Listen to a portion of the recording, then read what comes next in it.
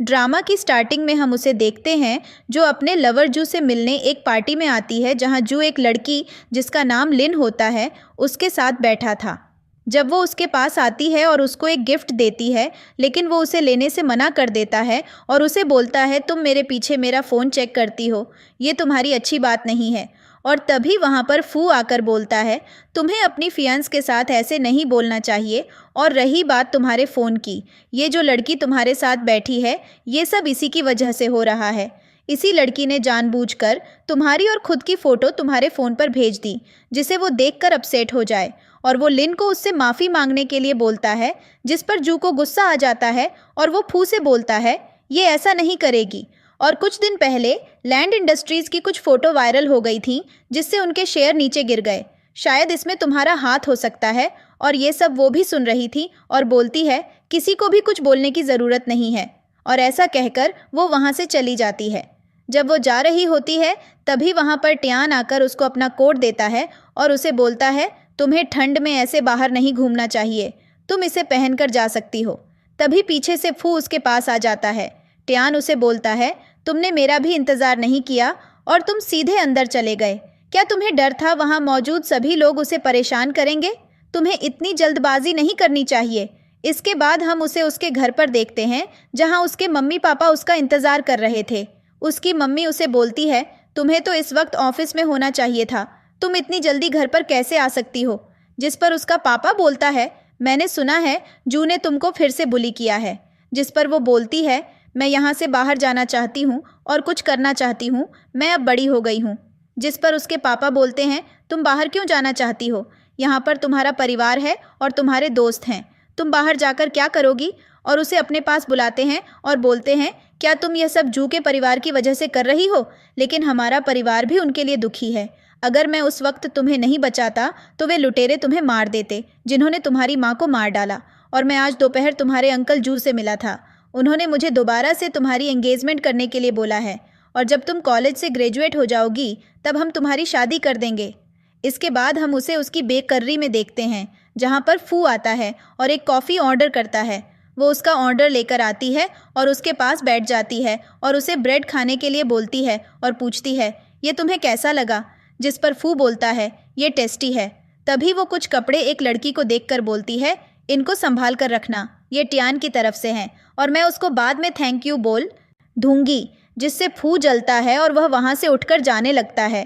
वो उसे रोकने की कोशिश करती है, लेकिन वह अपना पेमेंट कुछ ज़्यादा ही कर देता है और उसे बोलता है, तुम मुझे बड़ों की तरह बुलाया मत करो, ये मुझे पसंद नहीं है। जिस पर वो सोचती है, इसको यंग मास्टर बुलाना पसंद नहीं है, जैसे सबको बुलाते हैं, तो क्या मैं तुम्हें ग्रैंडफादर बुलाऊं? फिर वो उसे 9th सान कहकर बुलाती है और उसे वी-चैट पर खुद को ऐड करने के लिए बोलती है और वे दोनों एक दूसरे को अपना नंबर शेयर करते हैं। इसके बाद हम उसे स्नोबोर्ड खरीदते हुए देखते हैं और इसके बाद वह अपने घर पर आकर डिलीवरी का इंतज़ार करती है। तभी उसकी मेड आकर बोलती है, आपकी जो डिलीवरी आने वाली थी वो आ गई है। लेकिन जैसे ही जू उसे देखता है, उसने वह स्नोबोर्ड बाहर फेंक दिया है। इसके बाद हम एक बर्थडे पार्टी देखते हैं, जहाँ पर वह पार्टी की चीज़ों को ठीक कर रही थी। तभी उसकी दोस्त ये आकर उसे बोलती है, तुम्हें पार्टी में ऐसा काम नहीं करना चाहिए, तुम एकदम नौकरियों की तरह लग रही हो। और उसे लिन को देखो, जो जू के चारों तरफ मंडराती रहती है, जिसे देखकर तुम्हारे डैड का चेहरा काला पड़ रहा है। जिस पर वो बोलती है, ये मेरा काम है और मुझे इसमें खुशी मिलती है। इसके बाद उसके डैड उसे बुलाकर बोलते हैं, मैंने तुम्हारे अंकल से बात कर ली है, अगर तुम दोनों के बीच सच्चा प्यार नहीं है तो तुम उसे छोड़ सकती हो। अगर आगे हमारी फैमिली को कभी ज़रूरत पड़ी तो तुम्हारे अंकल हमारी मदद कर सकते हैं। जिस पर वो कहती है, क्या आप सच बोल रहे हैं? ऐसा हो सकता है। जिस पर उसके डैड बोलते हैं, तुम देख ही सकती हो, ये गधा खुलेआम कैसे एक लड़की को अपने साथ ऐसी पार्टी में घुमा रहा है। इसके बाद वहाँ खड़े सभी लोग केक काटने के लिए बुलाते हैं और जैसे ही वह केक काटने के लिए जाती है, लिन उससे चाकू छीन लेती है और खुद उस केक को काटती है। और जब वह केक को देखती है, उसका फ्लेवर मैंगो होता है, जिसे लिन खाने से मना कर देती है, मुझे मैंगो पसंद नहीं है। जिस पर जू उससे वह केक लेता है और उसे खाने के लिए बोलता है, लेकिन उसकी दोस्त उसे वह केक खाने से मना करती है। वह उसे बोलती है, तुम्हें मैंगो से एलर्जी है, तुम यह नहीं खा सकती। जिस पर वह मन में सोचती है, इसे पता है मुझे मैंगो से एलर्जी है या मुझे जानबूझकर खाने के लिए दे रहा है। क्या यह मुझसे इतनी ज़्यादा नफरत करता है? जू उसे बोलता है, अगर तुम यह खा लोगी तो मैं तुमसे एंगेजमेंट कर लूँगा। और वह उससे वह केक लेकर खा लेती है और बोलती है, अगर इसे खाकर तुम्हें मेरी फीलिंग महसूस होती है तो मैं इसको खुशी से खा लूँगी। और वह वहाँ से चली जाती है। कुछ देर बाद उसकी हेल्थ ख़राब होना शुरू हो जाती है और वह किसी को कॉल करने की कोशिश करती है, लेकिन वह कर नहीं पाती और नीचे गिरने लगती है। तभी वहाँ पर फू आ जाता है और उसे संभाल लेता है। इसके बाद हम उसे अस्पताल में देखते हैं, जिसके पास फू आता है और बोलता है, तुम्हें होश आ गया, चिंता मत करो, तुम अस्पताल में हो और मैं तुम्हें लेकर आया हूँ। तुम खुद को लकी समझो। जब तुम्हारे साथ यह सब हो रहा था, मैं उधर से गुजर रहा था और मैंने तुम्हें देख लिया। जिस पर वह उसे थैंक यू बोलती है और उसे वहाँ से जाने के लिए बोलती है, आगे अब मैं संभाल लूँगी। जिस पर फू कहता है, क्या तुम समझती हो जैसा तुम कहोगी मैं वैसा करूँगा और तुम्हें ऐसे ही छोड़कर चला जाऊँगा। वैसे भी मुझे इस अस्पताल में और भी कुछ काम है, तो मैं वह काम पूरा करके चला जाऊँगा। तभी उन्हें बात करते हुए एक नर्स देख लेती है, पर वह आकर फू से बोलती है, मैं तुम्हें काफ़ी टाइम से ढूंढ रही हूँ। तुम यहाँ पर क्या कर रहे हो? क्या तुम इस लड़की को जानते हो? तुम्हें अपनी हेल्थ पर भी ध्यान देना चाहिए। तुम्हें पता था तुम्हें पंपकिन टोस्ट से एलर्जी है, लेकिन तुमने वह खा लिया। और इन मैडम को मैंगो से एलर्जी है और इन्होंने भी वो खा लिया। क्या तुम सिर्फ दवाइयाँ खाकर उन्हें वेस्ट कर रहे हो? जिस पर फू उसे वहाँ से जाने के लिए बुलाता है और नर्स वहाँ से चली जाती है। इसके बाद हम उसे देखते हैं, जिसे अस्पताल से छुट्टी मिल गई है और वह अपने घर पर आती है। लेकिन तभी सामने से जू और लिन आ जाते हैं और वह उससे बोलती है, तुम्हें तो मैंगो से एलर्जी थी। मुझे लगा तुम काफ़ी टाइम तक अस्पताल में रहोगी, लेकिन तुम तो बहुत जल्दी छुट्टी लेकर आ गई। लेकिन वह उन दोनों को इग्नोर करके वहाँ से चली जाती है। इसके बाद वह अपना सामान पैक करवा रही थी, तभी उसके मम्मी पापा उसके पास आ जाते हैं और वह उन दोनों को बोलती है, आपने जो भी मेरे लिए किया, मैं आपको थैंक यू बोलती हूँ। अब मैं बाहर जाकर खूब मेहनत करूँगी और अपनी लाइफ को एक नया रास्ता दूँगी।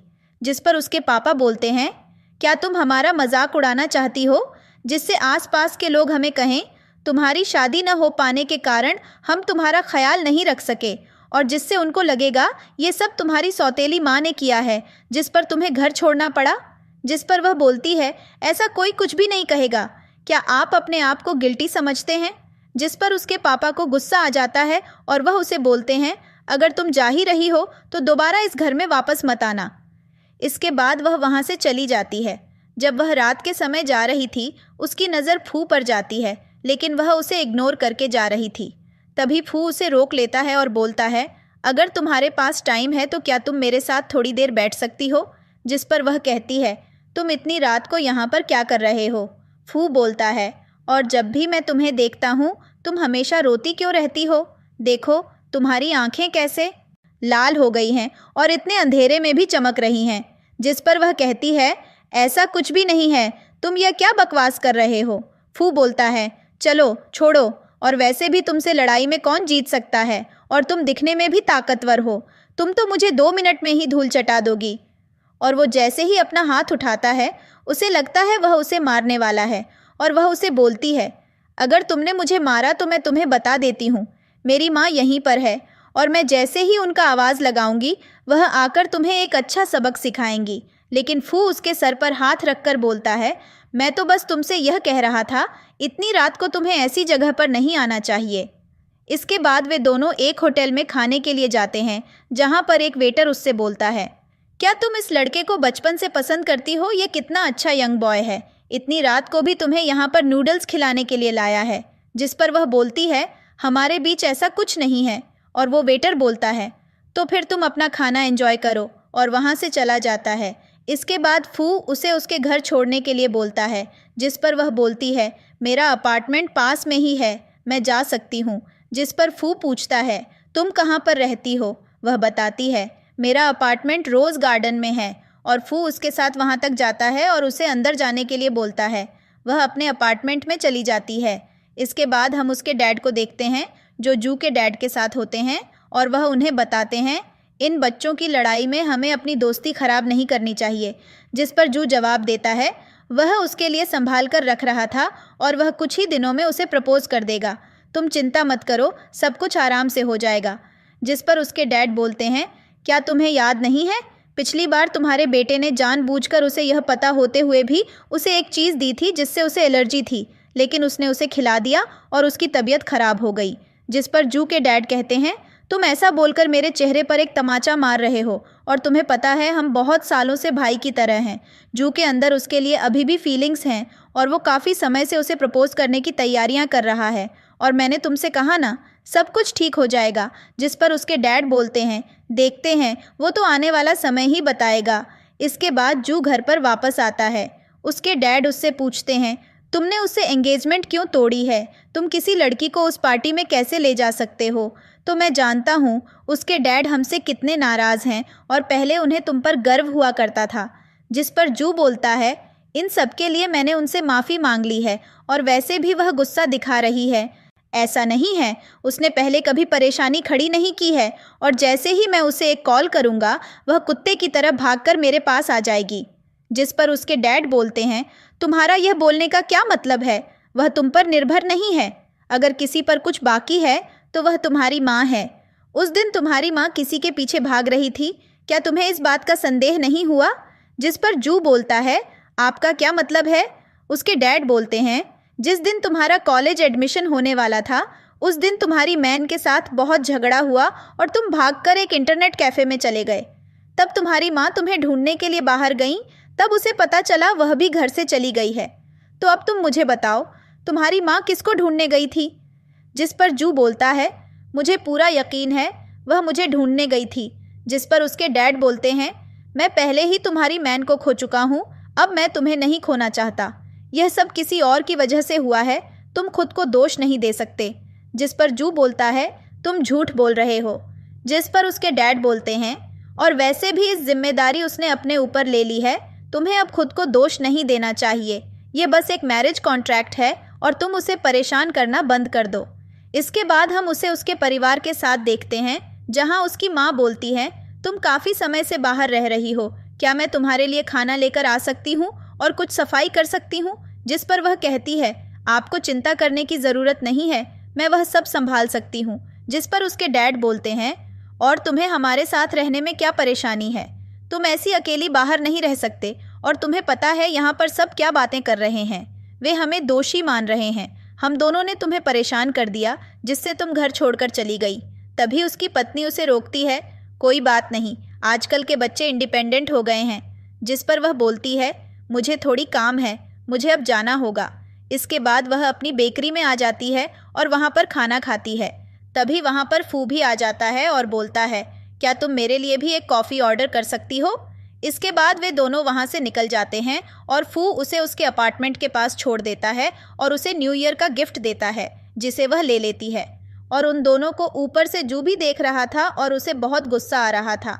इसके बाद वह भी फू को एक गिफ्ट देती है और बोलती है, मैंने यह तुम्हारे लिए बनाया है, और वह उसे ले लेता है और वहाँ से चला जाता है। इसके बाद हम जू को देखते हैं, जो बहुत ज़्यादा ड्रिंक कर रहा था और किसी को कॉल करके बोलता है, जो मैंने तुमको काम कहा था जल्दी से उसे पूरा करो। इसके बाद हम वू और यिन को देखते हैं, जो न्यू ईयर पार्टी की तैयारी कर रहे हैं। उसी दौरान वहाँ एक आदमी आता है और वू से कहता है, मैं जू कंपनी से आया हूँ और आपको आपकी बेकरी के सबसे बेहतरीन कपकेक का ऑर्डर देने के लिए आया हूँ। हमें हमारी कर्मचारी की पार्टी के लिए ऑर्डर चाहिए। और वह उसे एक कॉन्ट्रैक्ट देकर कुछ पैसे देता है और बोलता है, मुझे यकीन है हम आगे भी आपके साथ अच्छा बिजनेस करेंगे। और वह ऑर्डर देकर वहाँ से चला जाता है। इसके बाद हम कुछ कर्मचारियों को देखते हैं, जो ऑर्डर किए हुए कपकेक खा रहे थे और आपस में बात कर रहे थे, ये कितना अच्छा है, ये कौन सी बेकरी से आया है। जिस पर एक कर्मचारी बोलती है, मैंने सुना है ये खुद मिस्टर जू ने चुना है और वह बेकरी उसी लड़की की है जिसने उस दिन बर्थडे पार्टी में उस केक को खा लिया। जिस पर दूसरी कर्मचारी बोलती है, तुम ज़रा अपनी आवाज़ कम रखो, अगर मिस्टर जू ने सुन लिया तो हमारे लिए अच्छा नहीं होगा। तभी वहाँ पर जू आ जाता है और उनकी बात सुन लेता है। वह एक कर्मचारी से बोलता है, लगता है तुम्हारा माइंड ज़्यादा ही खुल गया है, जल्दी से एचआर के पास जाओ और अपना रिज़ाइन दे दो। ऐसा बोलकर वह वहाँ से चला जाता है। इसके बाद हम उसे और यिन को एक कार में देखते हैं, जहाँ यिन बोलती है, तुमने जो परफ्यूम लगा रखा है, मैंने सुना है वह यहाँ का सबसे महंगा है और उसकी सिर्फ एक ही बोतल है। तुम मुझे सच बताओ, तुम वह परफ्यूम कैसे ले सकती हो? जिस पर वह सोचने लग जाती है, मैंने तो फू को एक साधारण सा गिफ्ट दिया था, लेकिन वह मुझे इतना महंगा परफ्यूम कैसे दे सकता है। इसके बाद वह अपनी बेकरी पर आ जाती है और उसे फू का मैसेज आता है, क्या तुम मेरे लिए अभी एक केक का ऑर्डर ला सकती हो? मेरे दोस्त का बर्थडे है। जिस पर वह उसे केक का फ़ोटो भेजकर पूछती है, क्या यह ठीक रहेगा? फू उसे कहता है, तुम यह ला सकती हो। इसके बाद वह उसके लिए एक केक लेकर आती है और उसे दे देती है, जिस पर फू बोलता है, तुम भी हमारे साथ ज्वाइन हो सकती हो। जिस पर वह बोलती है, मैं तुम्हें परेशान करना नहीं चाहती, और ऐसा बोलकर वह सही चली जाती है। फू उसे आवाज़ मारता रहता है। तभी वहाँ खड़े उसके दोस्त उसका मजाक उड़ाने लगते हैं और बोलते हैं, यह जिससे ऑर्डर मांग रहा है उसी पर ही चांस मारने की कोशिश कर रहा है। जिस पर फू वह केक उन्हें देकर वहाँ से चला जाता है। इसके बाद वह एक पार्टी में अवनी के डैड के पास जाती है, जिसे देखकर वह गुस्सा हो जाते हैं और उसे फिर से धमकाना शुरू कर देते हैं। वह बोलते हैं, यहाँ सभी गेस्ट तुमसे पूछ रहे थे तुम पूरी रात कहाँ पर थीं? मैं उन्हें क्या जवाब दूँ? और मैं तुम्हें बता दूँ, अब से हमारी फैमिली तुम्हें और अफोर्ड नहीं कर सकती। जिस पर जू उन पर चिल्लाकर बोलता है, तुम अपने शब्दों पर ध्यान दो, तुम उसे ऐसे सबके सामने धमका नहीं सकते। जिस पर वह बोलती है, यहाँ सभी गेस्ट को आज पता चल जाने दो, तुम मेरे और मेरी माँ के साथ कैसा बुरा व्यवहार करते थे। जिस पर उसके डैड उसे थप्पड़ मारने की कोशिश करते हैं, लेकिन जू उनका हाथ पकड़ लेता है और बोलता है, तुम इसको एक थप्पड़ से छिपा नहीं सकते। जिस पर उसके डैड गुस्से में वहाँ से चले जाते हैं। तभी उसकी दोस्त जू को बोलती है, और तुम भी अब से उसे परेशान नहीं करोगे, काफ़ी समय से तुमने भी अपनी हद पर कर दी है। जिस पर जू बोलता है, मैं आज अंकल के साथ कुछ डिस्कस करने आया हूँ, तुम जाकर पार्टी एंजॉय करो, मैं उन्हें संभाल लूँगा। ऐसा कहकर वह वहाँ से चला जाता है। इसके बाद हम उन्हें और यिन को एक रेस्टोरेंट में देखते हैं, जहाँ पर उन्हें सीट नहीं मिलती और वे दोनों भूख से बहुत परेशान हो रहे थे। तभी वहाँ पर त्यान आ जाता है और वह उन्हें देखकर बोलता है, तुम यहाँ पर क्या कर रही हो? जिस पर वे दोनों उसे बताती हैं, हमें यहाँ पर सीट नहीं मिली है। जिस पर त्यान बोलता है, कोई बात नहीं, यहाँ पर अंदर एक वीआईपी रूम है और मैं तुम दोनों को वहाँ पर लेकर जाता हूँ। इसके बाद वह उन्हें उस रूम में लेकर आता है जहाँ पर फू और उसके कुछ दोस्त बैठे होते हैं। त्यान उन्हें अंदर लेकर आता है, जिस पर उसके दोस्त उन्हें अपने पास बैठाने के लिए बुलाते हैं, लेकिन फू उसे अपने पास बैठा लेता है। इसके बाद वे ऑर्डर करते हैं और खाने को एंजॉय करते हैं। तभी वहाँ पर जियान उसका मजाक उड़ाने लग जाती है और उसे बोलती है, तो मुझे खा सकती हो, तुमने तो कभी अपनी लाइफ में इतना अच्छा खाना नहीं खाया होगा। जिसे सुनकर फू को गुस्सा आ जाता है और वह उसके चेहरे पर उसका खाना डाल देता है और उसे बोलता है, तुम्हारी हिम्मत कैसे हुई ये सब बोलने की, और क्या तुम्हें तमीज़ नहीं है? दूसरों के सामने कैसा बोलना चाहिए? जिस पर त्यान उन्हें शांत करने की कोशिश करता है। इसके बाद वे और यिन घर पर आ जाते हैं और यिन उससे बोलती है, काफ़ी समय से फू तुमसे कुछ ज़्यादा ही अट्रैक्ट हो रहा है। अगर तुमको कुछ कह दे, वह सबसे लड़ने के लिए तैयार हो जाता है। जिस पर वह बोलती है, ऐसा कुछ नहीं है, हाँ काफ़ी बार उसने मेरी मदद की है। जिस पर उसकी दोस्त बोलती है, तो फिर तुम्हारा रिलेशनशिप कैसा है? क्या तुम दोस्त हो या इससे कुछ और यह सुनकर वह अपने चाय के साथ उसकी भी चाय उठाकर वहाँ से चली जाती है और उसे जाकर सोने के लिए बोलती है। इसके बाद हम उसे और फू को देखते हैं, जो साथ में बैठकर उसकी बेकरी पर कपकेक खा रहे थे। वह उसे बोलती है, मुझे माफ़ कर देना, कल रात मेरी वजह से जो भी कुछ हो। जिस पर फू बोलता है, इसमें तुम्हारी कोई गलती नहीं है और यह कपकेक वाकई में बहुत अच्छा है और मैं इसका एक ऑर्डर और लेना चाहता हूँ, और मैं तुम्हें बता दूँ, अगर तुम्हारे साथ कुछ भी होता है तो याद रखना, मैं हमेशा तुम्हारे साथ हूँ। इसके बाद हम उन्हें देखते हैं, जो जू की कंपनी का ऑर्डर लेकर आती है और सारे बॉक्स वहाँ पर रखवा देती है। तभी वहाँ पर जू भी आ जाता है और उसे अपने साथ कॉफ़ी पीने के लिए बोलता है। जिस पर उसे उसकी कुछ पुरानी यादें याद आ जाती हैं, जहाँ पर वे दोनों बचपन में होते हैं और जू उसके लिए कॉफ़ी बनाकर लाता है और वे दोनों साथ में कॉफ़ी पीकर बहुत इंजॉय करते हैं। इसके बाद वह उसे बोलती है, मुझे बेकरी में बहुत सारा काम है, मैं अभी कॉफ़ी नहीं पी सकती, और वह वहाँ से चली जाती है। इसके बाद वह अपनी बेकरी पर आती है और वहाँ देखती है कि कुछ लोग उसकी बेकरी के सामने तमाशा कर रहे थे, और वह अपने दोस्त से आकर पूछती है, यह सब यहाँ पर क्या हो रहा है? जिस पर यिन उसे बताती है, इन दोनों कपल ने कल रात हमारी बेकरी से कपकेक खाया था, जिसे खाने के बाद इस लेडी के पेट में दर्द शुरू हो गया है और अब यह यहाँ पर आकर परेशानी खड़ी कर रहे हैं और बोल रहे हैं इसकी जिम्मेदारी तुम्हें लेनी होगी। जिस पर वह उस आदमी से पूछती है, हम इसकी जिम्मेदारी लेने के लिए तैयार हैं, लेकिन इससे पहले हमें लेडी को अस्पताल लेकर जाना होगा। जिस पर वह आदमी जाने से मना कर देता है। जिस पर वह बोलती है, तुम्हारी वाइफ का इस वक्त अस्पताल जाना बहुत ज़रूरी है, वरना परेशानी और ज़्यादा हो सकती है। और मैं तुम्हें बता दूं, हमारे कपकेक में सारे इंग्रेडिएंट्स एकदम फ्रेश होते हैं। जिस पर वह आदमी बोलता है, मैं चाहता हूं तुम अपनी बेकरी का कपकेक हमारे सामने खाकर दिखाओ, तब हमें पता चलेगा कि वह ठीक है या नहीं। जिस पर उसकी दोस्त बोलती है, तुम ऐसा नहीं कर सकती, तुम्हें पता है तुमको इससे एलर्जी है। पर तभी वहाँ पर फू आ जाता है और उस आदमी को डराता है, मैं इन सब की पूरी जिम्मेदारी लेता हूँ और यह बेकरी मेरी है, लेकिन अगर मुझे पता चला तुम लोगों के पीछे कोई और है जो तुमसे यह सब करवा रहा है तो मैं तुम्हें जेल में डालवा दूंगा।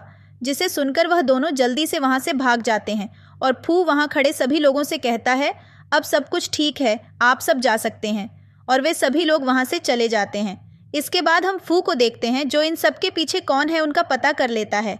जहाँ पर उसके सामने 2 लड़कियाँ बैठी होती हैं और वह उनसे पूछती है, यह दोनों कौन हैं? जिस पर फू बोलता है, यह पहले जू की कंपनी में काम करती थी। और वह अपने आदमियों से बोलता है, इन दोनों को जितनी शराब पिलाई जाए उतनी पाइला डू। और वे उन दोनों को पकड़कर शराब पिलाना शुरू कर देते हैं। फू बोलता है, मैं तुम्हें आखिरी बार समझाता हूँ, अगर तुमने यह शब्द दोबारा किया तो मैं तुम्हें इससे भी बुरी सज़ा दूंगा। इसके बाद वह अपने घर जा रही होती है, तभी उसे जू मिल जाता है। वह उससे पूछती है, तुम यहाँ पर क्या कर रही हो और तुम्हें मेरा एड्रेस कैसे पता चला? जिस पर जू बोलता है, मैंने तुम्हारा एड्रेस अंकल से पूछा था और मैं तुम्हें कुछ देना चाहता हूँ। वह उसे एक रिंग गिफ्ट करता है और बोलता है, यह मैं तुमसे बहुत टाइम से देना चाहता था, मैं तुम्हारा कर्जदार हूँ। जिस पर वह बोलती है, तुम नहीं बल्कि कर्जदार तो मैं हूँ। जिस पर जू उसे माफ़ी मांगता है और बोलता है, हमें अब पुरानी बातें भूल जानी चाहिए और दोबारा से शुरुआत करनी चाहिए, हमें शादी कर लेनी चाहिए। जिस पर वह बोलती है, लेकिन मैंने सुना है मेरे डैड और तुम्हारे डैड का तो झगड़ा हो गया है, तो यह शादी कैसे हो सकती है? जिस पर वह बोलता है, मैं उन्हें संभाल लूँगा, मैं तुमसे शादी करना चाहता हूँ, क्या हम दोबारा से शुरुआत कर सकते हैं? लेकिन वह उसे कुछ जवाब नहीं देती। इसके बाद वह घर पर आ जाती है, जहाँ पर वह देखती है उसकी माँ रो रही थी और उसके डैड उन्हें संभाल रहे थे। तभी वह अपनी मेड से पूछती है, यह सब क्या हो रहा है? माँ क्यों रो रही है? जिस पर वह मेड जवाब देती है, मुझे लगता है शायद इन्होंने बाहर कुछ बातें सुन ली हैं, यह तो वे प्रॉपर्टी के बारे में हो सकती हैं या कुछ और, आप ज़रा उनको संभाल लेंगे। वह उनके पास जाती है और उनसे पूछती है, यह सब क्या हो रहा है? जिस पर उसके डैड बोलते हैं, यह सब तुम्हारी वजह से हो रहा है, तुम्हारी मम्मी तुम्हारे लिए बहुत ज़्यादा परेशान हैं, तुम यह बात समझती क्यों नहीं हो? क्या तुम अपनी मम्मी को परेशान देखना चाहती हो? जिस पर वह कहती है, मैंने आपको अपना जवाब पहले ही दे रखा है और मैं अपनी लाइफ अपनी मर्जी से जीना चाहती हूँ। जिस पर उसके डैड गुस्सा हो जाते हैं और बोलते हैं, जो पहले हुआ था क्या तुम वह सब फिर से अपनी मम्मी के साथ करना चाहती हो? जिस पर उसे गुस्सा आ जाता है और वह अपने डैड पर चिल्लाना शुरू कर देती है, हमेशा से यह सब आपकी वजह से हुआ है और मेरी मम्मी भी आपसे बहुत ज़्यादा परेशान थीं और आपको पता है वह आपकी वजह से मरी हैं। यह सुनकर उसके डैड उसे एक चांटा मार देते हैं। जिस पर वह बोलती है, मैं आपसे एक एक बात आखिरी बार बोलना चाहती हूँ, मुझे नहीं पता आपने मेरी शादी के लिए क्या शर्तें रखी हैं, चाहे कुछ भी हो जाए, चाहे मैं किसी कुत्ते या बिल्ली से शादी कर लूँ, लेकिन कभी भी जू से शादी नहीं करूँगी। ऐसा बोलकर वह वहाँ से चली जाती है। इसके बाद हम उसे देखते हैं जो एक बार में बैठकर बहुत ज़्यादा ड्रिंक कर रही थी और अपना दुख बाहर निकाल रही थी और ज़ोर ज़ोर से चिल्ला रही थी, जिसे वहाँ खड़े लोग भी देख रहे थे। तभी वहाँ पर फू भी आ जाता है और उसे अपने साथ ले जाने की कोशिश करता है, लेकिन उसने इतनी ज़्यादा ड्रिंक कर रखी थी कि उसे कुछ होश नहीं रहता और वह फू को किस कर लेती है। जिस पर फू बोलता है, अगर तुमने मुझे किस किया है तो तुम्हें इसकी जिम्मेदारी लेनी होगी, और इस मोमेंट की फ़ोटो अपने मोबाइल में कैप्चर कर लेता है। फू उसे उठाकर वहाँ से ले जाता है और अपने घर ले आता है और उसे संभालने की कोशिश करता है, लेकिन उसे कुछ होश नहीं होता और वह ज़ोर ज़ोर से रोना शुरू कर देती है और फू को अपना दुखड़ा सुनाने लग जाती है। लेकिन फू उसे सुलाने की कोशिश करता है और वह उसके कंधे पर सर रखकर सो जाती है। इसके बाद जब वह होश में आती है, वह अपने आप को फू के ऊपर देखती है और जो भी बार में हुआ उसे याद करके बहुत ज़्यादा शर्मिंदा होती है और चुपचाप वहाँ से निकल जाती है। इसके बाद वह अपने घर पर आ जाती है और कोई उसके मोबाइल पर एक वीडियो भेजता है जो उसकी ओर फू की होती है, जिसे देखकर वह सोचती है, क्या सच में मैंने इतनी ज़्यादा ड्रिंक कर ली थी कि मैंने यह सब कर लिया? मैं कितनी बेवकूफ़ हूँ। इसके बाद हम जू को देखते हैं जो अपने ऑफिस में काम कर रहा होता है। तभी उसका मैनेजर उसके लिए एक पार्सल लाकर उसे देता है और बोलता है, यह मिस वू की तरफ से आया है, जिसे जू जल्दी से खोलकर देखता है और उसमें उसकी वही रिंग होती है जिसे वह उसे देता है, लेकिन उसने उसे वापस कर दी है। जिस पर वह सोचता है, क्या तुम समझती हो, इसे वापस करके मैं तुम्हें छोड़ दूंगा? मेरी वाइफ सिर्फ तुम ही हो सकती हो और कोई नहीं। इसके बाद हम उसे देखते हैं जो घर पर आ रही होती है। तभी उसके सामने उसके मम्मी पापा और जू भी होते हैं, जिनसे देखकर वह वहाँ से जाने की कोशिश करती है, लेकिन जू उसे रोक लेता है और बोलता है, तुम चिंता मत करो, मैं तुम्हें तुम्हारे टाइम से पहले छोड़ दूंगा। और उसके डैड से बोलता है, आप चिंता मत करें, इसने कुछ नहीं किया है। जब तक आंटी फेंक जिंदा थीं, इसने कुछ भी नहीं किया था। प्लीज़ आप इस बात को अपने दिल पर मत लें। इसके बाद जू उन्हें सभी को एक ज्वेलरी शॉप पर ले जाता है। जब वे सभी जा रहे होते हैं, तभी सामने से फू भी आ जाता है, जिसे देखकर जू बोलता है, तुम कितने चालाक हो, हम जहाँ पर भी होते हैं तुम वहीं पर आ जाते हो। जिस पर फू बोलता है, क्योंकि मैं बहुत ज़्यादा लकी हूँ, अगर मैं लकी नहीं होता तो इस सीन पर कैसे आ जाता? वैसे मैं तो बस यहाँ अपने काम के लिए आया था, तुम यहाँ पर किस लिए आए हो? जिस पर जू बोलता है, मैं यहाँ पर अपनी फियांस के लिए ड्रेस लेने आया हूँ, क्योंकि बहुत जल्द हमारी शादी होने वाली है। जिस पर फू बोलता है, चिंता मत करो, ये शॉप मेरी है और मैं तुम्हें यहाँ की सबसे बेहतरीन 2 सेट दे सकता हूँ। जिस पर जू बोलता है, कोई ज़रूरत नहीं है, हम किसी दूसरे को अपना एडवांटेज लेने नहीं देते। तुम्हारी काइंडनेस के लिए मैं तुमको थैंक यू बोलता हूँ। और फू वहाँ से चला जाता है, लेकिन वह भी उसके पीछे चली जाती है और उसे रोकने की कोशिश करती है। जिस पर फू बोलता है, तुम मेरे पीछे क्यों आ रही हो? तो मैं तो अपने हस्बैंड के पीछे जाना चाहिए। जिस पर वह बोलती है, मैं इसीलिए हूँ, मुझे बहुत ज़्यादा भूख लगी है, क्या तुम मुझे खाने के लिए कहीं लेकर नहीं जा सकते? और वह उसे जल्दी से पूछता है, तो फिर तुम क्या खाना चाहती हो? लेकिन तभी उसे याद आ जाता है कि वह उससे थोड़ा नाराज़ है। फिर वह उसे बोलती है, तुम जाकर अपने हस्बैंड से क्यों नहीं बोलते?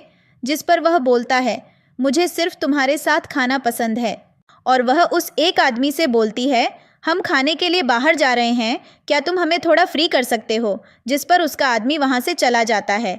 इसके बाद हम फू को उसके ऑफिस में देखते हैं, जहाँ पर वह अपने कर्मचारियों को धमका रहा था, हमें इस स्टोर की टाइम पर ओपनिंग करनी थी, ये तुमसे कैसे नहीं हो पा रहा? अगर इसमें कोई परेशानी आ रही थी, तुमने मुझे पहले क्यों नहीं बताया? और इस फाइल को हेडक्वार्टर क्यों नहीं भेजा गया? तभी वहाँ पर याओ आकर बोलती है, ये काम मेरा था और तुम इसके बारे में मुझे कह सकते हो। जिस पर फू बोलता है, तुम यहाँ पर बहुत कम आती हो, मैं तुम पर कोई ऑब्जेक्शन नहीं करता, लेकिन तुम्हारे काम का कोई मतलब भी नहीं है, ये कोई बड़ी बात नहीं है, इसे मैं संभाल लूँगा। तभी उसे एक मैसेज आता है, उसे पैसों की बहुत ज़रूरत होती है। जिस पर फू उसे ट्रांसफ़र कर देता है और वह बोलती है, मैं बहुत जल्द तुम्हारे पैसे तुम्हें चुका दूँगी। इसके बाद फू उससे मिलने के लिए आता है और उसे बोलता है, क्या बात है, तुम्हें अचानक से इतनी ज़्यादा पैसों की क्या ज़रूरत पड़ गई? और तुमको याद है, तुमने वादा किया था कि तुम बहुत जल्द उनको वापस कर दोगी और मैं तुम्हारा इंतज़ार कर रहा हूँ। लेकिन वह कुछ नहीं बोलती और उसके गले लग जाती है। जिस पर फू बोलता है, तुम चिंता मत करो, मैं तुम्हारे साथ हूँ, जब भी तुम्हें ज़रूरत हो मैं तुम्हारी मदद कर सकता हूँ। जिस पर वह सोचती है, मुझे पैसों की बहुत ज़रूरत है और मैं अपनी मम्मी के शेयर्स वापस लेना चाहती हूँ जो भी छोड़कर गई थी। क्या मैं अपनी फैमिली का बिजनेस जारी रख सकती हूँ? ये सब मेरी मम्मी का हार्ड वर्क है, मैं इसे ऐसे बर्बाद नहीं होने दे सकती और मैं अपने डैड के साथ भी अपने रिश्ते को ख़राब नहीं करना चाहती। इसके बाद हम फू को उसके दोस्तों के साथ देखते हैं, जहाँ पर वह बोलते हैं, तुम पहले डेट पर आते हो और फिर काम में भी लग जाते हो। जिस पर फू बोलता है, अगर मैंने यह सब नहीं किया तो कोई परेशान हो जाएगा और वैसे भी वह बहुत समझदार है। काफ़ी टाइम से कुछ लोग उसे परेशान करने की कोशिश कर रहे हैं, लेकिन वह उनसे डरती नहीं, उनका सामना करती है। और अगर मैंने यह काम करना छोड़ दिया तो फिर उन पर दोबारा दबाव डालेंगे तो मैं क्या करूँगा? इसके बाद वह अपने आदमी से पूछता है, उसे हथियार के बारे में क्या पता चला? जिस पर वह बताता है, मुझे पता चला है, मिस फांगजू का पीछा करते हुए जा रही थी। तभी कुछ लुटेरे उनको लूटने की कोशिश करते हैं, लेकिन किसी वजह से उनका पैर फिसल जाता है और उनकी मौत हो जाती है। इसके अलावा और कोई जानकारी नहीं है। जिस पर उसका दोस्त बोलता है, इसका मतलब जब वह उस आम को खाती है जिससे उसकी हालत खराब हो जाती है, वह उसने जानबूझकर खाया क्योंकि वह जू की कर्जदार है और जब वह उसे कंट्रोल करना चाहता है। जिस पर फू अपने आदमी को बोलता है, इसके बारे में डिटेल लेकर आओ और उसे जाने के लिए बोलो, और कहता है, भले ही मुझे पुरस्कारित करना पड़े, मैं वह भी करने के लिए तैयार हूँ। जिस पर त्यान बोलता है, तुम्हारा कहने का क्या मतलब है? जिस पर फू बोलता है, उसे रात जब मैं उससे मिला, उसे पता था उसके डैड सुलिंग से शादी करने वाले हैं, तभी वह रात वहाँ से भाग गई थी और एक टूटी हुई बिल्डिंग में छुप जाती है। इसके बाद वह मुझसे टकरा जाती है और हमें एक पास्ट दिखाया जाता है जहाँ पर फू उसे मुंह से मिलता है और वह उसका नाम पूछता है, जिस पर वह उसे अपना नाम बता देती है।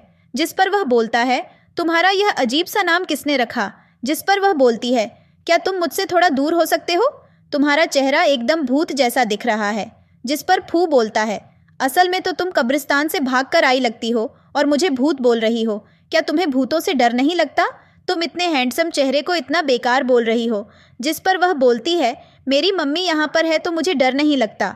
जिस पर वह कहता है, तुमको इतने अंधेरे में ऐसे भागना नहीं चाहिए। अगर तुम्हें कोई बुरा इंसान मिल जाए तो तुम क्या करोगी? और वह अपने दोस्त से बोलता है, हमारे बीच बस इतनी ही बात हुई। त्यान बोलता है, तो तुम्हारा उससे शुरू से ही कनेक्शन है और तुम अब क्या करोगे? सिर्फ देखते रहोगे? और वह जो उससे शादी कर लेगा और उसे यहाँ से लेकर चला जाएगा। जिस पर फू बोलता है, मैं एक जुआ खेलने जा रहा हूँ जिससे वह मेरे हाथों में आ जाएगा और मैं उसे टाइट से पकड़ लूँगा और उसे कभी जाने नहीं दूंगा।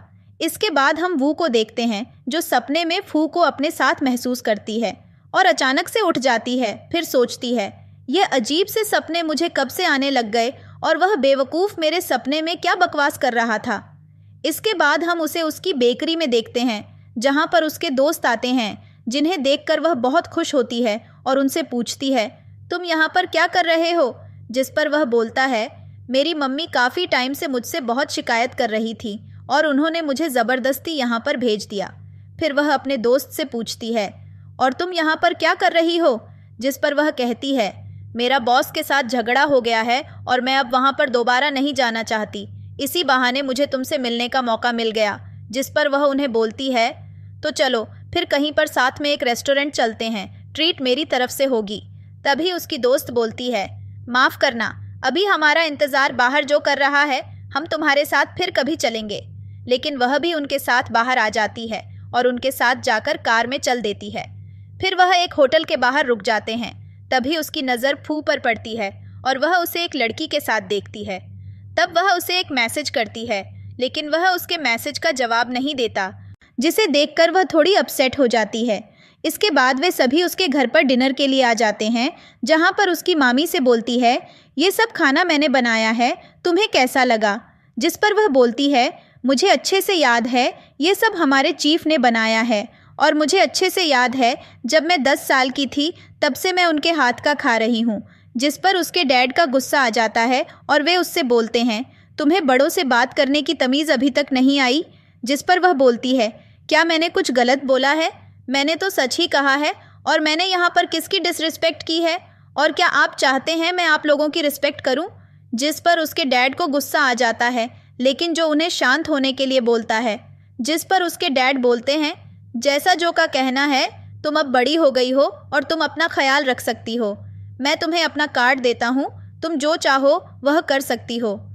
तभी उसकी मम्मी उसे कार्ड देती है और बोलती है, मैंने पहले ही कहा था हमारी बच्ची अब बड़ी हो गई है और वह खुद का ख्याल रख सकती है और वह अपने पैसे भी खुद कमा सकती है, वरना उन बदमाशों में से उसे कोई भी धोखा दे सकता है। जिस पर वह बोलती है, तुम्हारा यह कहने का क्या मतलब है?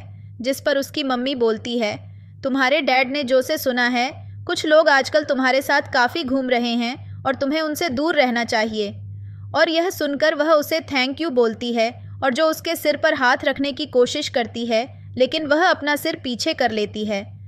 तभी उसके डैड बोलते हैं, तुम्हारा अगले हफ्ते 25वां बर्थडे आ रहा है और मैंने एक हॉल बुक कर रखा है, तुम उसे अटेंड करना मत भूलना। जिस पर वह बोलती है, क्या सच में मेरा बर्थडे? ये सुनकर उसके डैड बोलते हैं, क्या तुम्हें अपना ही बर्थडे याद नहीं है? जिस पर वह बोलती है, मुझे अच्छे से याद है, मैंने अपना आखिरी बर्थडे तब मनाया था जब मैं 10 साल की थी।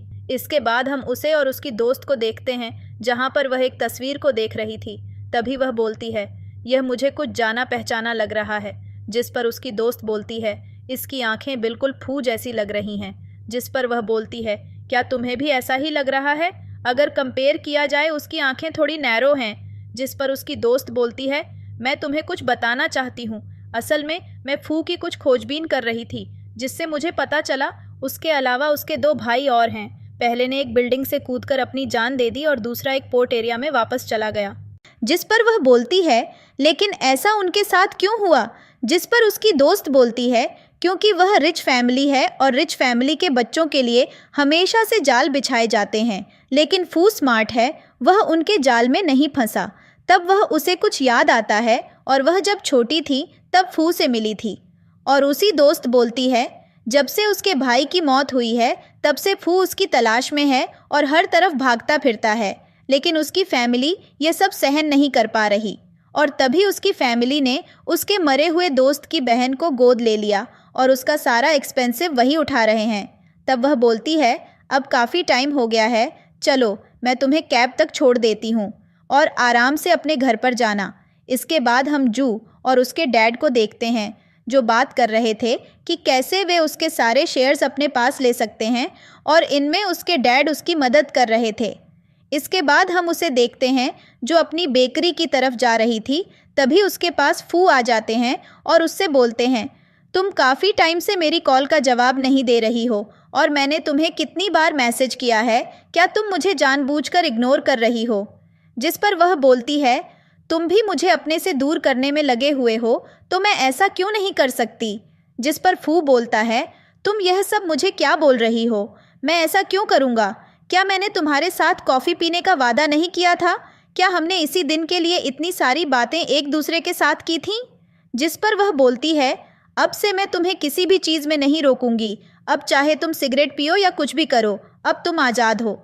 जिस पर फू बोलता है, अच्छा तुम मुझसे कुछ भी पूछ सकती हो, मैं तुम्हें सब कुछ बताने के लिए तैयार हूँ, एक बार तुम मुझसे पूछो तो सही। जिस पर वह बोलती है, पिछली रात तुमने कहा था तुम सोशलाइजिंग के लिए जा रहे हो, ज़रा मुझे उसके बारे में बताओ, वह कैसी सोशलाइजिंग थी? जिस पर फू बोलता है, वह बस एक मीटिंग थी, तुम मेरा यकीन क्यों नहीं करती?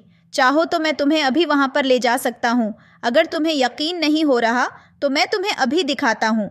वह अपना मोबाइल निकालता है और जो जो उसने काम किया था वह सब उसे दिखाता है और उससे पूछता है, क्या तुम्हें मुझ पर अब भी यकीन नहीं हो रहा?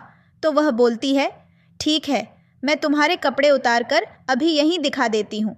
जिस पर वह बोलता है, तो फिर अब तुम ही बताओ मैं क्या करूँ? जब भी तुम उस जू से मिलकर आती हो उसी दिन हमारे बीच लड़ाइयाँ हो जाती हैं और अब मैं यह सब और नहीं सहन कर सकता। चलो फिर मैं आखिरी बार तुमसे पूछता हूँ, अब तुम चूज़ करोगी तुम्हें किसके साथ रहना है? क्या तुम्हें उस जू के साथ रहना है या फिर तुम्हें मेरे साथ रहना है? और मैं तुम्हें बहुत ज़्यादा पसंद करता हूँ, मेरा यह दिल सिर्फ तुम्हारे लिए ही धड़कता है। जिस पर वह बोलती है, क्या तुम सच में मुझे डेट करना चाहते हो? जिस पर फू बोलता है, क्या तुम यह सच में मुझसे पूछ रही हो? वह बोलती है, क्योंकि पहले ही तुमने मुझे किस कर लिया है, अब मैं इसकी जिम्मेदारी लेना चाहती हूँ, क्योंकि मैं भी तुम्हें बहुत पसंद करती हूँ। जिसे सुनकर फू खुशी से पागल सा हो जाता है और उससे पूछता है, क्या तुम मुझे बता सकती हो तुम मुझे कितना ज़्यादा पसंद करती हो? जिस पर वह चिल्लाकर बोलती है, क्या अब तुम मुझे यस और नो में जवाब दे सकते हो या नहीं? जिस पर फू प्यार से बोलता है, यस यस। इसके बाद फू उसे सड़क पर ही किस कर देता है। इसके बाद अगले दिन वह फू से मिलने के लिए उसके रेस्टोरेंट पर जाती है और फू अपने सभी दोस्तों को बता देता है, मैंने उसे प्रपोज कर दिया है, अब यह मेरी गर्लफ्रेंड है। जिसे सुनकर सभी खुश हो जाते हैं और वहाँ पर वह लड़की भी बैठी होती है जिसके बारे में फू की दोस्त उसे बता रही थी। वह फू से बोलती है, क्या तुम मुझे अपने दोस्त से नहीं मिलवाना चाहते? जिस पर वह उसे बताता है, यह मेरे दोस्त की बहन जियांग है, जिसे तुमने उस दिन मेरे साथ कैफ़े में देखा था। और वह उसे हेलो बोलती है, जिस पर जियांग उससे बोलती है, क्या तुमने मुझे नहीं पहचाना? जिस पर वह बोलती है, क्योंकि आज तुमने अलग ड्रेस पहन रखी है। इसके बाद हम उसे और फू को उसके घर पर देखते हैं, जहाँ पर वह उसे एक तस्वीर लेकर आती है और फू का चेहरा उस तस्वीर से मिलने लगता है और वह बोलती है, सच में यह आंखें रेयर हैं। इसके बाद वह अपने बचपन के कुछ यादों को सोचती है, जहाँ पर वह स्कूल से आती है और वहाँ पर एक मास्क वाला लड़का बैठा होता है, जिसके पास वह जाकर बोलती है, आज मेरे टीचर ने मेरा होमवर्क दिया है, क्या तुम उसको मेरे साथ मिलकर करवा सकते हो? जिस पर वह लड़का उसे मना कर देता है और उसके बार बार बुलाने पर वह लड़का उसका होमवर्क करवाने के लिए मान जाता है। इसके बाद सीन प्रेजेंट में आ जाता है और वह उससे पूछती है, क्या मैं तुम्हें याद हूँ जो काफ़ी टाइम पहले तुमसे पार्क में मिली थी और मैंने तुमसे एक फेवर मांगा था और तुम्हारी बहुत सारी तारीफ़ की थी और तुमने एक ब्लैक हुडी पहन रखी थी और चेहरे पर मास्क लगा रखा था? जिस पर फू बोलता है, क्यों, मैं सच में तुम पर इतनी गहरी छाप छोड़ गया? क्या मैं सच में इतना हैंडसम था? जिस पर वह बोलती है, मुझे लगता है तुम अपना चेहरा इसलिए छुपाते थे क्योंकि तुम्हारा चेहरा एक डोनट शेप वाला होता है। फू जवाब देता है, क्या तुम चाहती हो मैं तुम्हारी जान ले लूँ? वह फिर कहती है, क्या सच में मैं तुम्हें याद नहीं जब मैं छोटी थी? जिस पर फू पूछता है, तो तुम्हें क्या याद है? चलो बताओ, उस समय तुमने मुझे कैसे कन्विंस किया था? वह बोलती है, मुझे पक्का यकीन है तुमने मुझे पहचान लिया है और तुम अब नाटक कर रहे हो। अगर तुम सच नहीं बताओगे तो मैं तुम्हारा चेहरा एक पिग में बदल दूंगी। इसके बाद हम फू को उसके ऑफिस में देखते हैं, जहाँ पर तियान एक विजिटर से मिल रहा होता है और उसके जाने के बाद वो फू से बोलता है, अगर कोई यहाँ पर आए तो तुम्हें उसका स्वागत हंसकर करना चाहिए। तुम उसको इग्नोर क्यों कर रहे थे?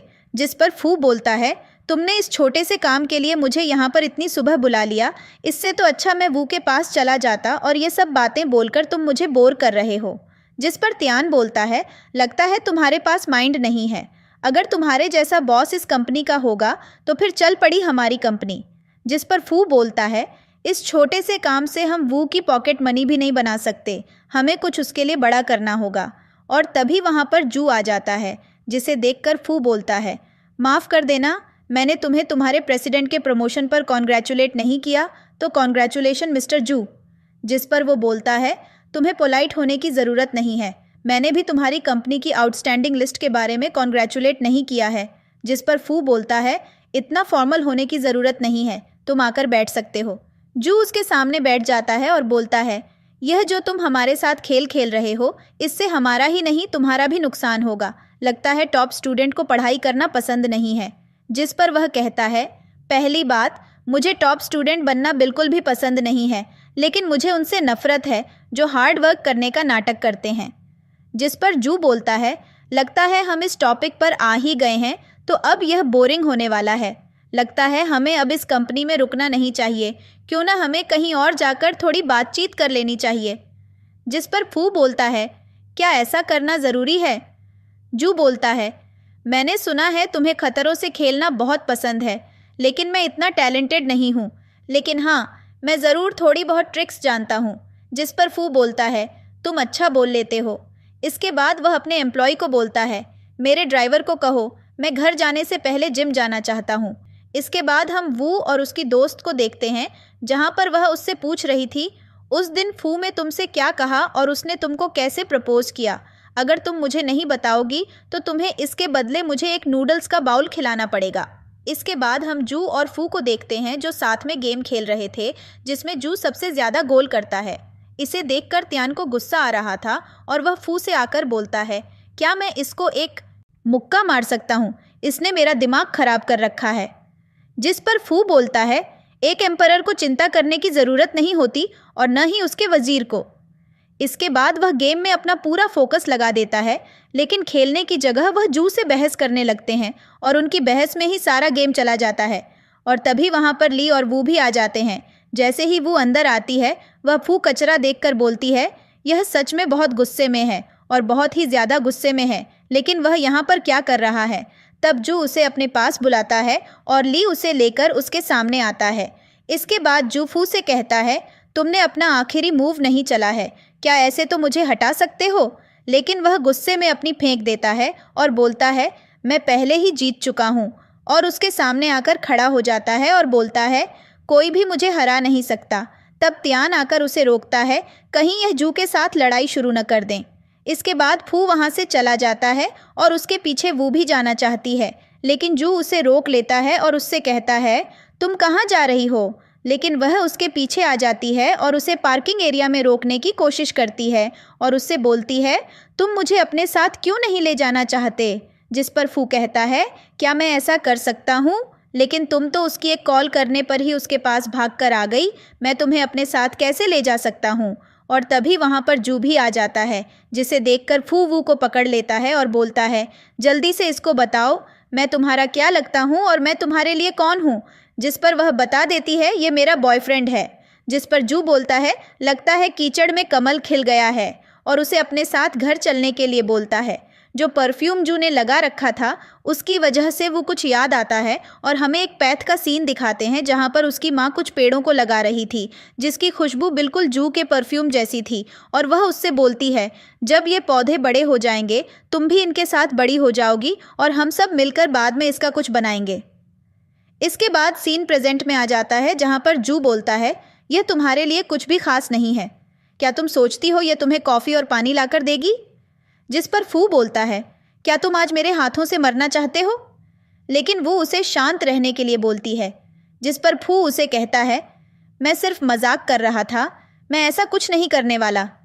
जिस पर वो बोलती है, तुम्हारा यह सब बोलने का क्या मतलब है? क्या तुमने इसमें मेरी भी राय ली है? मैंने तुम्हें इसकी इजाज़त नहीं दी और मैं तुम्हारे साथ रहना एक्सेप्ट नहीं करती। जिस पर फू बोलता है, तुम्हें ऐसे रोने की ज़रूरत नहीं है, मैं बस मजाक कर रहा था।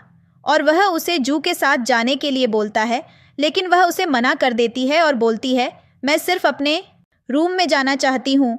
इसके बाद वो उनकी कार में आकर बैठ जाती है। ली उसे कहता है, तुम ऐसा कैसे कर सकती हो? वह तुम्हारा फ़ायदा उठा रहा है। जिस पर वो बोलती है, अगर तुमने उसके बारे में एक शब्द भी बोला तो मैं तुम्हारा मुंह तोड़ दूंगी। तब जू बोलता है, तुम्हें उसके साथ ब्रेकअप कर लेना चाहिए और तुम्हें जो भी कुछ चाहिए वह मैं लाकर तुम्हें दूंगा, बस तुम उसके साथ रहना छोड़ दो।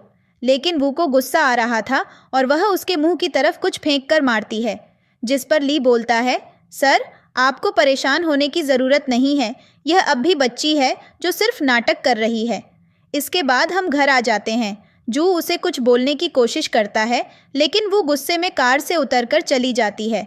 इसके बाद हम ली और जू को देखते हैं, जो बात कर रहे थे कि कैसे वो वू को अपने नियंत्रण में रख सकते हैं। ली बोलता है, आप रिच हैं और आपको इन छोटे मोटे कामों में नहीं पड़ना चाहिए। आप अपनी ताकत से कुछ भी कर सकते हैं और उस लड़की को अपने काबू में कर सकते हैं। जिस पर जू बोलता है, मैं अपनी लाइफ में कभी भी नहीं डरा, चाहे मेरे सामने कैसी भी मुसीबत आ जाए, मैं वू को अपनी तरफ करके रहूँगा, चाहे मुझे उसके लिए कोई घटिया काम भी करना पड़े। मुझे अब किसी की परवाह नहीं है। इसके बाद हम वू को देखते हैं, जिससे ली कुछ सवाल कर रहा था और वह उससे पूछता है, तुम बताओ अब हमें क्या करना चाहिए? जिस पर वह बोलती है, मैं उसके बच्चे की माँ बनने वाली हूँ। तब जू बोलता है, कोई बात नहीं, जब वह पैदा हो जाएगा हम साथ में मिलकर उसे बड़ा करेंगे। लेकिन वो गुस्से में होती है और वह उसके ऊपर एक एप्पल पैक कर मारती है। जिस पर जू को कहता है, तुम अपनी यह हरकतें बंद क्यों नहीं कर देती और तुमको डेट करना अब बंद करना होगा। जिस पर वो साफ इनकार कर देती है और बोलती है, मैं उसे इतना पसंद करती हूँ, उसके लिए मैं अपनी जान भी दे सकती हूँ। जिस पर जू बोलता है, अगर मैं तुमसे बोलूँ तुम मेरे लिए चाय और पानी लेकर आओ, क्या तुम लेकर आओगी? जिस पर वू को और ज़्यादा गुस्सा आ जाता है और वह एप्पल से भरी पूरी प्लेट उसके मुंह पर मार देती है और वहाँ पर रखे चाकू को देखकर बोलती है, अगर तुम मेरे साथ ऐसा कर रहे हो, इससे अच्छा तुम मुझे मार सकते हो। तब ली उठकर कहता है, तुम्हें सर से अच्छे से बात करनी चाहिए, तुम ऐसी बेकार की बातें क्यों कर रही हो? जिस पर जो कहता है, मैं तुमसे आखिरी बार पूछ रहा हूँ, तुम मुझसे ब्रेकअप कर लो। लेकिन वो फिर से साफ इनकार कर देती है। तब उसके डैड वहाँ पर आ जाते हैं और पूछते हैं, यह सब क्या चल रहा है? और वह अपनी मेड से बोलते हैं, यह सब साफ करो, कुछ भी चीज़ें टेबल पर मत छोड़ना। इसके बाद वो उसे बोलते हैं, तुम जू के अलावा किसी को भी चुनोगी, वह हमारी फैमिली के लिए सूटेबल नहीं है। यह बात मैंने तुमको काफ़ी बार बताई है। हमने तुम्हें इतना बड़ा किया तो मैं अपने पैरों पर खड़ा किया और तुम हमारी फैमिली को बदनाम करने की कोशिश कर रही हो। जिस पर वो बोलती है, तो आप मुझसे क्या करवाना चाहते हैं? क्या आपने कभी अपनी फैमिली के लिए कुछ किया है? इस परिवार में कोई भी अच्छा आदमी नहीं है जो किसी एक अमीर और गुड लुकिंग अच्छे आदमी को चुन सके। जिस पर उसके डैड को गुस्सा आ जाता है, बस पर चिल्लाते हैं, लेकिन जू फिर से उन्हें शांत होने को बोलता है और कहता है, अपने दिमाग को ठंडा रखिए। जब आप गुस्से में होते हैं आपका ब्लड प्रेशर बढ़ जाता है। तब ली बोलता है, तुम्हें भी गुस्सा होने की ज़रूरत नहीं है, तुम्हें अब शांत हो जाना चाहिए। जिस पर उसके डैड बोलते हैं, चलो फिर ठीक है, मैं तुमको एक बात बता देता हूँ, फू के अलावा तुम किसी से भी शादी कर सकती हो और हमारी फैमिली में शामिल कर सकती हो। मैं उसे बिल्कुल भी पसंद नहीं करता। फिर से उसके डैड को गुस्सा आ जाता है और वह उसे चिल्लाकर कहते हैं, तुम अब बेवकूफ़ हो गई हो और मेरे साथ खिलवाड़ करने की कोशिश मत करना। मैं तुम्हारा डैड हूँ जो यहाँ पर काफ़ी टाइम से हमारी फैमिली के साथ खड़ा है, वह सिर्फ जू है। जिस पर वो चिल्लाकर बोलती है, तो फिर तुम मुझ में पर क्यों चिल्ला रहे हो जिसे तुम परिवार कह रहे हो? जब तुमने मेरी सौतेली माँ से मेरी पीठ पीछे शादी की थी, क्या तुमने एक बार भी मुझसे पूछा था? लेकिन तुमने चुपचाप सीक्रेटली उससे शादी कर ली। तुमने यहाँ पर सारी फैमिली को गुस्सा दिला दिया है। मैं चाहता हूँ तुमको अब शांत हो जाना चाहिए और अपने गुस्से को कंट्रोल करना चाहिए। ये तुम्हारे लिए ठीक नहीं है और मैं तुमसे सच में प्यार करता हूँ। क्या तुम बस एक बार मुझे माफ़ कर सकती हो? जिस पर वो बोलती है, तुम क्यों चाहते हो मैं तुम्हें माफ़ कर दूँ? जिस पर वह अपने मन में सोचता है, इतने सालों से तुम्हारे ऊपर उन सभी पापों का बोझ डालने के लिए मुझे माफ़ कर दो और इतने सालों से तुम्हें मजबूर करने के लिए प्लीज़ मुझे माफ़ कर दो। जब तुम्हें सच्चाई पता चलेगी तुम अपने आप को गिल्टी महसूस करोगी। इसके बाद हम वू को देखते हैं जिसके पास त्यान की कॉल आती है और वह उसे बताता है, तुमने मेरी कॉल उठाने में इतना लेट क्यों कर दिया? जिस पर वह से पूछती है, क्या बात हो गई है? त्यान उसे बताता है, फू बहुत ज़्यादा पागल हो चुका है, उसने इतनी ड्रिंक कर ली है और वह सिर्फ बोल रहा है तुमको घर पर आना चाहिए। जिस पर वो बोलती है, क्या तुम उसका ख्याल रख सकते हो? लेकिन त्यान उसे बोलता है, तुमको वापस जल्दी आना चाहिए, मैं तुमसे रिक्वेस्ट करता हूँ, तुम इतनी हार्टलेस मत बनो। और मुझे पता है उसे गलत फहमी हुई है, उसने बस तुम दोनों को एक साथ देखकर बहुत ज़्यादा पागल हो रहा है। जिस पर वो उससे पूछती है, वैसे वह किस बात पर गुस्सा है? जिस पर त्यान कहता है, तुम मुझे यह बताओ, तुम आ रही हो या नहीं? अगर तुम नहीं आई तो यह मेरी जान ले लेगा। तब वू को त्यान के पीटने की आवाज़ आती है और वह फू से बोलता है, तुम मुझे क्यों मार रहे हो? मेरी इसमें क्या गलती है? और वह वू से भीख मांगता है, प्लीज़ तुम यहाँ पर जल्दी आ सकती हो। इसके बाद वो बार में आ जाती है और वह फू को बुरी हालत में देखती है, जिसे देखकर त्यान बोलता है, तुमने यहाँ पर आने में इतनी लेट क्यों कर दी? इसने मेरे पेट में मुक्के मार मार कर उसमें दर्द कर दिया है। तुम्हें पता है इसे संभालने में मुझे कितनी परेशानी हो रही है। इसके बाद वह उसे कहते हुए आती है, तुम यहाँ पर, उसका थैंक यू बोलकर वहाँ से भाग जाता है। इसके बाद फू को होश आ जाता है और वह वू को गले लगाकर उससे बोलता है, तुमको ऐसे अंडरवियर में घर से नहीं भगाना चाहिए। जिस पर वो बोलती है, पर मैंने तो पूरे कपड़े पहन रखे हैं, तुम यह क्या बकवास कर रहे हो? जिस पर वह बोलता है, मुझे माफ़ कर देना, यह सब मेरी वजह से हुआ है, इसमें मेरी गलती है। मैं तुमको पैसे नहीं दे पाया जिसकी वजह से तुम अपने कपड़े नहीं खरीद सकती और तुमको ऐसे अंडरवियर में बाहर नहीं जाना चाहिए। मैं तुम्हारे लिए एक अच्छी ड्रेस लाकर तुम्हें दूंगा और मैं तुमसे वादा करता हूँ अब से मैं अपने काम में पूरी मेहनत करूँगा। जिस पर वो बोलती है, तुमको अब समझने की ज़रूरत है और तुम यह क्या बकवास बोलते जा रहे हो? क्या तुम्हारा दिमाग ख़राब हो गया है? और वैसे भी वह ड्रेस बहुत एक्सपेंसिव है और वह ऊपर से बहुत टाइट है। जिस पर फू बोलता है, तुम मेरे मैसेज का जवाब नहीं दे रही थी, क्या मैं समझ जाऊं कि तुम मुझे पसंद नहीं करती हो? जिस पर वो बोलती है, मैंने ऐसा कभी नहीं सोचा कि मैं तुम्हें पसंद न करूं, तुम अभी होश में नहीं हो। जिस पर फू बोलता है, तुमसे तो लड़ना बेकार है, भला तुमसे कौन जीत सकता है? जिस पर वो बोलती है, तुमको हार नहीं माननी है, तुम्हें उन सब का मुकाबला करना है क्योंकि मैं तुम्हें छोड़ना नहीं चाहती। जिस पर वह उसे एक किस करने के लिए बोलता है और वह उसे किस करती है। इसके बाद वह उसे कमरे में लेकर जाती है और दोनों साथ में उसी कमरे में सो जाते हैं।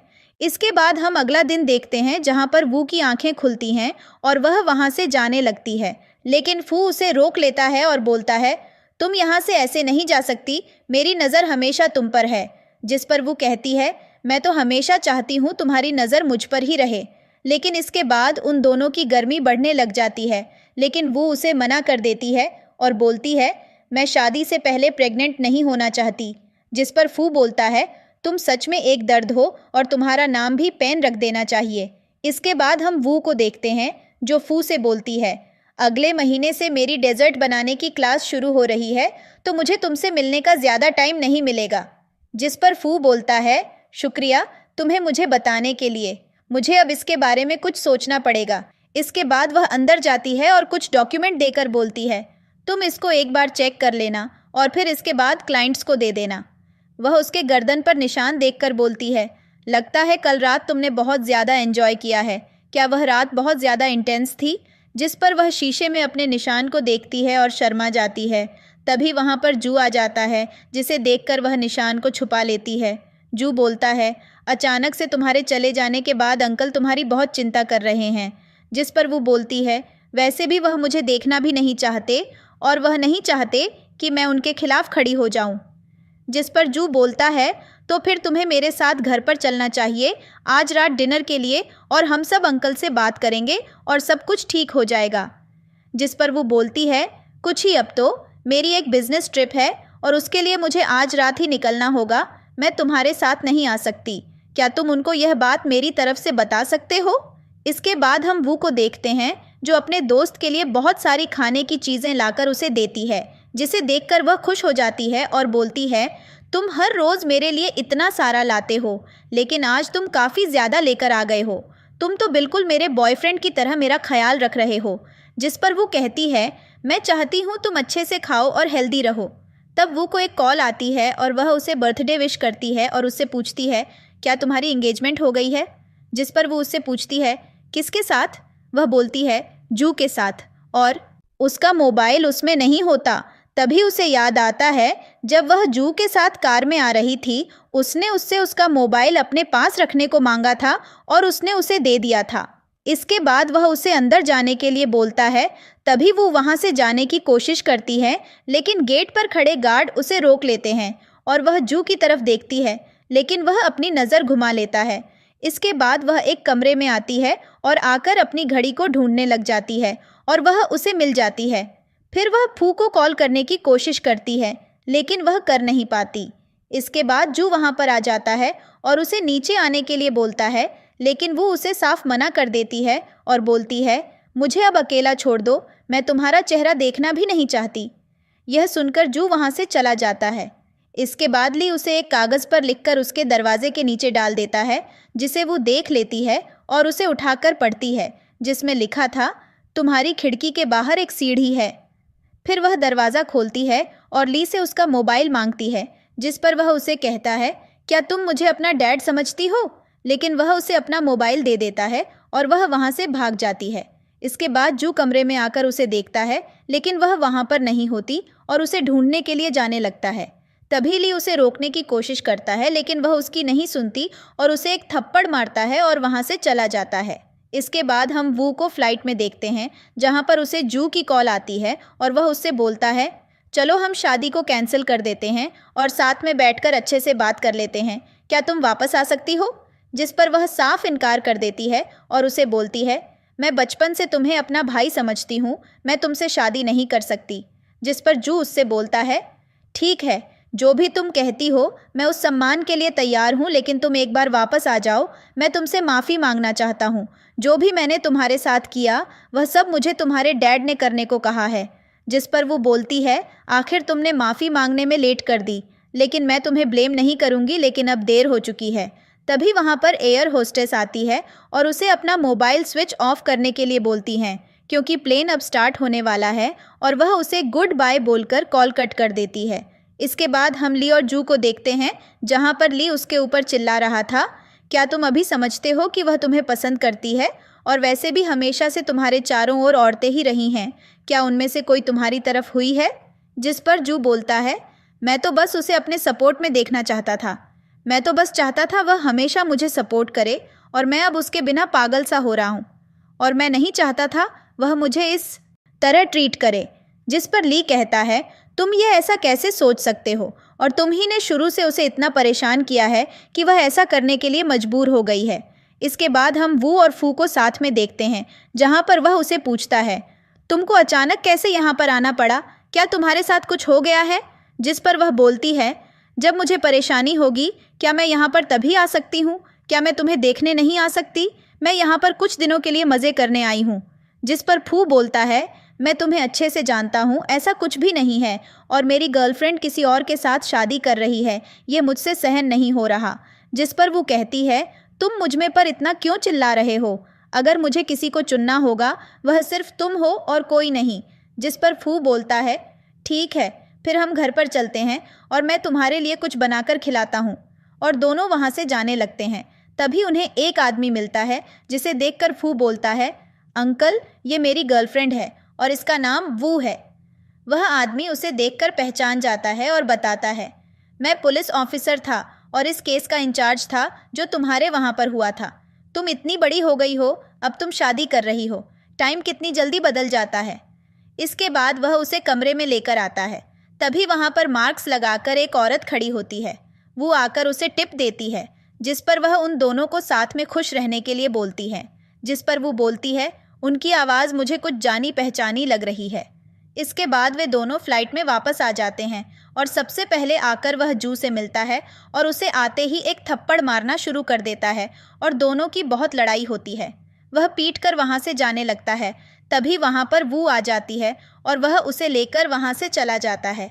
इसके बाद हम वो उसकी बेकरी पर देखते हैं और वहाँ पर उसके माँ पिता आ जाते हैं। वह उनके लिए कुछ ड्रिंक्स लेकर देती है और बच्चे को बोलती है, तुमको सिर्फ मिठाई का एक पीस लेना है वरना तुम्हें कैविटी हो जाएगी। जब वह अपने माँ पिता से बात कर रही थी तभी वहाँ पर त्यान आ जाता है और उसे बताता है फू का एक्सीडेंट हो गया है और वह हॉस्पिटल में एडमिट है। जिस पर वो उसे देखने के लिए हॉस्पिटल जाती है और वह उसे देखकर रोना शुरू कर देती है। वह बोलती है, अगर तुम्हें होश नहीं आया तो मैं तुम्हारे बिना मर जाऊंगी। तभी फू को होश आ जाता है और वह उसे बोलता है, क्या तुम मुझसे सच में इतना प्यार करती हो तो फिर मुझसे शादी कर लो। और यह ड्रामा यहीं पर ख़त्म हो जाता है। वीडियो को लाइक और चैनल को सब्सक्राइब